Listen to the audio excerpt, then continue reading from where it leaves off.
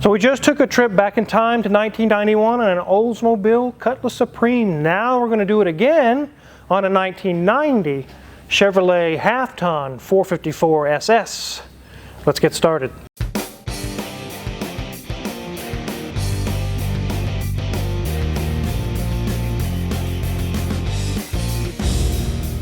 I can remember back in the day when these were new and seeing a few of them around. Maybe once a week I might see one here or there. There was only probably 17,000 made, and I think in the area I live there was 3 or 4. And once in a while I would always see one of them go by. A few people owned a few of them. But fast forward to 2024, I don't think I've seen one in years. They really are a special truck. Of these that are still left in existence, some of them are ratted out, destroyed, customized. This one's a little bit customized, but I've seen them where they've customized them to the point it doesn't even look like a 454 SS anymore. It looks really bad. But this one has been just lightly customized on the paint. We'll show you here in a minute. Otherwise, it's in good condition with right at 111,000 miles on it. Let's go ahead and take a look around this thing. Here's the front of this beautiful 454 SS. It has the 1990 blacked out grille. And it looks so sweet. It is so nice. You can see on the hood there is some custom paint work going on. There's some flames, also some kind of, it looks like a texture, but you can't feel it. There's nothing there. So that's something that the owner must have had done. He really enjoys that type of stylings. Down the side you'll see some more flames just on the fenders only, and that's pretty much it for the custom work. There was roughly 17,000 of these built, like I mentioned, and they were made from 1990 to 93 only. This was actually the precursor to the F-150 Lightning and the Dodge SRT-10. The rear end, everything's nice and clean, in good shape, not banged up or dented or rusted. You can see in the paint all over the entire truck it has like a metal flake or a sparkle to it, so that's also something that was customized along with the texture look on the 454 SS. It does retain its stock wheels, a 15-inch, which was pretty common back then. Otherwise it's in pretty good shape. Let's go ahead and hop under the hood. Where normally you would see a 4.3 or a 5.7 liter in these half-ton trucks, this one's actually the 7.4 454 as denoted in the model designation. That is a big block Chevy, straight from the factory that way. It wasn't swapped in, it was made this way. And you would easily think, oh, this thing's got a big block, this thing's got monster power. Not really. This is the era of where they were getting into fuel injection, there's emissions starting to come around. This thing only had 230 horsepower and 385 pound-feet of torque, which a healthy small block can do that nowadays. An LS can totally walk this thing very, very easily. These things are $18,000 new, and you can see that's a big block, so that meant 8 to 10 miles per gallon all the time. This one is the 3-speed TH400 automatic, 0-60, 7-second range, quarter mile, 15 to 16 seconds. Anytime you look at a 90s GM product, they have what's called the pancake air conditioner compressor. It looks like a little pancake. And they're always brand new. And the reason why is because they're crap. They always leak around the body right here. And it doesn't matter. There was never a year that was good for those. They just last a certain amount of time, they start leaking, and you put another one on. They work, they do a good job, but they forever are leaking through here. It seems like they never got that resolved over the years. But the reason why it's here is it has an oil leak, and also the check engine light was on.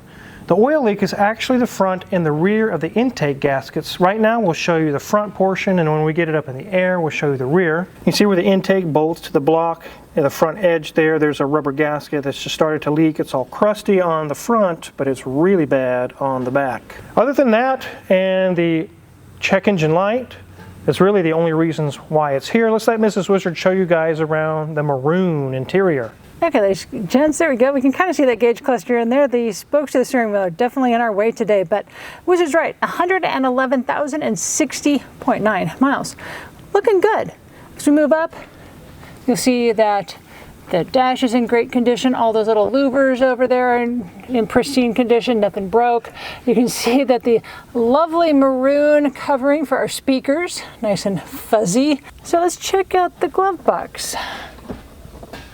Not a lot going on, but compared to what we had on the Oldsmobile in the last video, these are definitely an improvement on our cup holders. The last ones were only about 1/8 of an inch deep. These are definitely, maybe could hold a beverage a little better. Don't hit the brakes hard.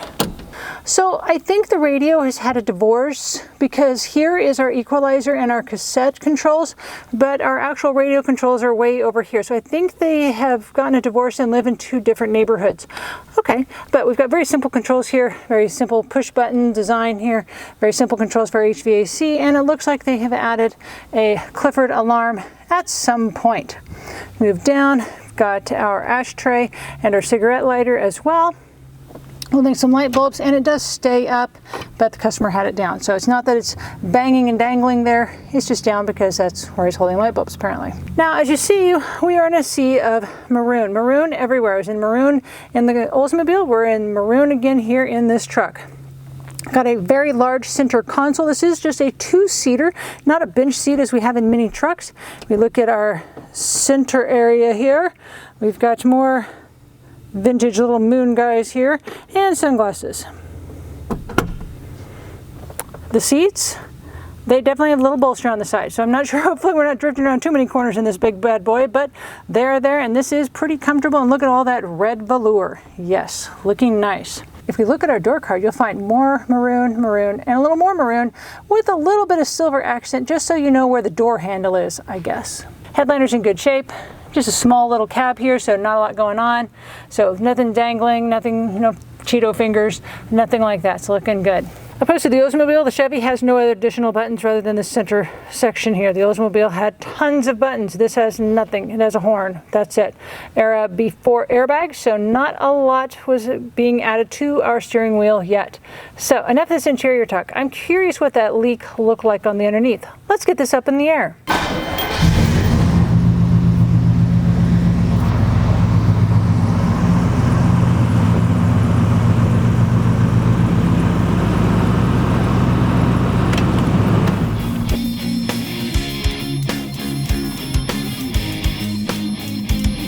All right, well, let's take a look under this bad beast and see what we see. We do see a little bit of seepage again. This is some of that oil coming down from up above. On the intake manifold, it's leaking all the power steering pump. It's really making a mess of things under here. Kind of a common issue with these. Here's our idler. Let's check out our wheels here and brakes and everything. Brakes are about half gone, but they're still good. Sway bar link is good. And the shock is not leaking. It's good. Good shock there. Nothing loose. Sway bar link is good. And brakes are half gone, which are still good. And one thing we can see here is we can see a lot of oil coming around the back. And it's easy to think, oh, that's a rear main seal. And actually, the oil leak derives from way up at the intake manifold. As you see right where the transmission bolts to the back of the engine, up there where the intake is a rubber gasket, and it's just literally pouring oil down the back side of the engine, all over the oil pan, all over the place. Sometimes a very small leak can over time look like a large, massive leak, when if you clean it all off and actually monitor, you'll find out, oh, well, it wasn't as bad as I thought it was, and it's something that's not so bad. So our transmission is nice and dry. Everything looks good there. It looks like we've got a new transmission mount someone has recently put in. This thing did have a check engine light, and Grimes checked the codes and found issues with the circuit for the oxygen sensor. And upon inspection,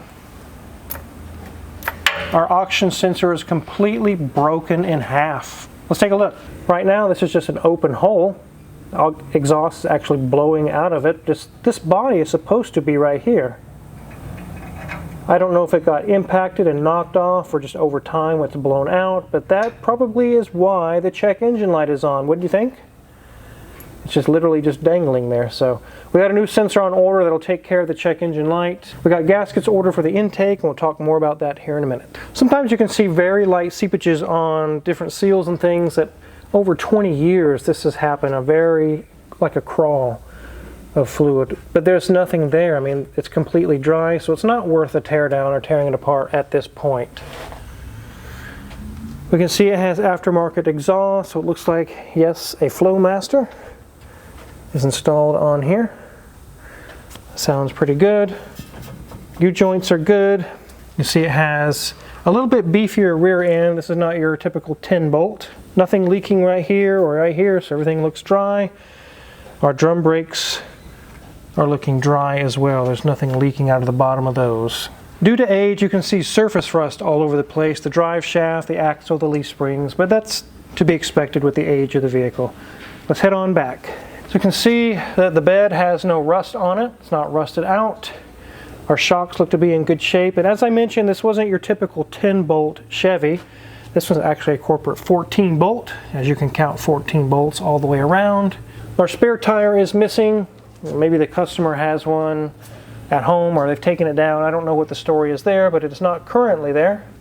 Here's our dual exhaust out the back. Let's go ahead and check the date code on the tires. So here we have some Cooper Cobras. As to the age, I'll let you guys figure it out. It actually has some codes here. It says .R7R7C28. You can let us know in the comments how old these tires are. They got nice tread, they're in good shape, they look fairly new, but sometimes that can be deceiving. So let's get this thing on the ground.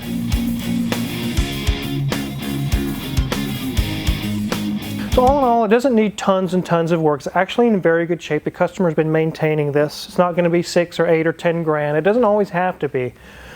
But I know from experience, whether it's the 4.3 or the 5.7 or also the 454, is that the intake manifolds can be severely corroded once you remove them. The actual coolant ports that go between the head and the intake can be so corroded that you have to buy an entire new intake manifold. We have quoted the job based on some hours it takes to normally do it, but it is possible we could get it apart and find out the price just went up. Back in the day when these were 5 or 10 years old, or maybe even 15 years old, it really wasn't a worry, but I know from experience, when we found out that the intake was leaking, I was like, oh boy, I hope we don't take this thing off and the whole thing is just chalky and corroded and pitted. The flanging, actually the mating surface is what corrodes so bad and it won't seal anymore. So we'll find out. We'll get that taken care of, get an auction sensor replaced, take care of the broken auction sensor. This thing will be ready to go back to its owner and he can enjoy and cruise and just really have fun. It's nice to see one of these again. I haven't seen one in a long time. Actually, Hoovy was just here not long ago and he oogled over this thing quite a bit. He thought this was so cool. If you're curious what kind of tools we're going to use to work on this 454 SS, check our Amazon affiliates link in the description below. We get a small cut if you purchase anything. We really appreciate it. Check out Mrs. Wizard's Way. She's got really great content going on over there. Her channel, there's a link in the description there as well.